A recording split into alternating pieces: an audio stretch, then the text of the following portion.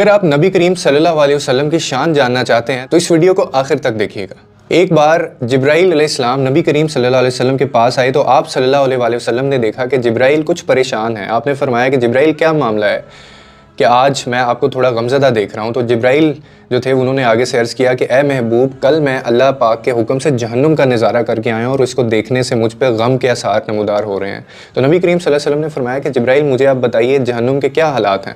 تو آپ نے عرض کیا کہ جہنم کے کل 7 درجے ہیں یا رسول اللہ، ان میں سے جو سب سے نیچے والا درجہ ہے نا، اللہ اس میں منافقوں کو رکھے گا، اور اس سے اوپر والے 6 درجے میں اللہ تعالیٰ مشرکین کو ڈالیں گے، اور اس سے جو اوپر 5واں درجہ ہے اس میں اللہ تعالیٰ سورج اور چاند کی جو پوجا کرتے ہیں ان کو وہ اس درجے پہ ڈالے گا، اور 4تھے درجے میں اللہ پاک آتش پرست لوگوں کو ڈالیں گے۔ اور اس کے بعد وہ فرمانے لگے کہ 3رے درجے میں اللہ پاک یہود کو ڈالیں گے، اور 2سرے درجے میں اللہ تعالیٰ عیسائیوں کو ڈالیں گے۔ یہ کہہ کر جبرائیل خاموش ہو گئے، اور اس کے بعد نبی کریم صلی اللہ علیہ وسلم نے پوچھا کہ جبرائیل آپ خاموش کیوں ہو گئے؟ مجھے بتائیے کہ پہلے درجے میں کون ہوگا؟ اب جبرائیل جو ہیں وہ جبرائیل علیہ السلام کہتے ہیں، عرض کرتے ہیں کہ یا رسول اللہ، پہلے درجے میں اللہ پاک آپ کے امت کے لوگوں کو ڈالیں گے۔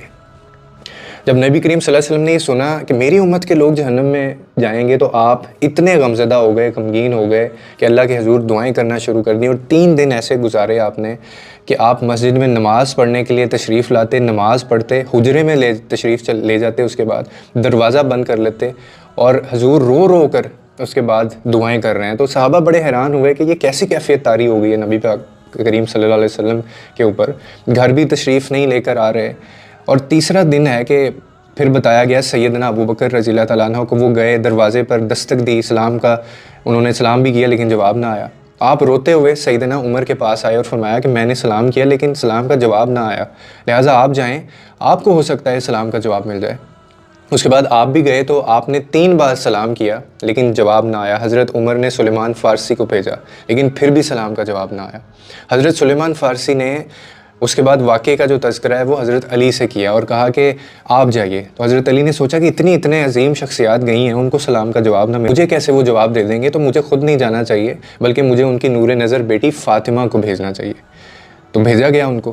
آپ نے فاطمہ رضی اللہ تعالیٰ عنہ کو سب احوال بتا دیا۔ آپ حجرے کے دروازے پہ آئیں اور آپ نے سلام کیا، ابا جان السلام علیکم۔ بیٹی کی آواز سن کر نبی کریم صلی اللہ علیہ وسلم اٹھے، دروازہ کھولا اور سلام کا جواب دیا۔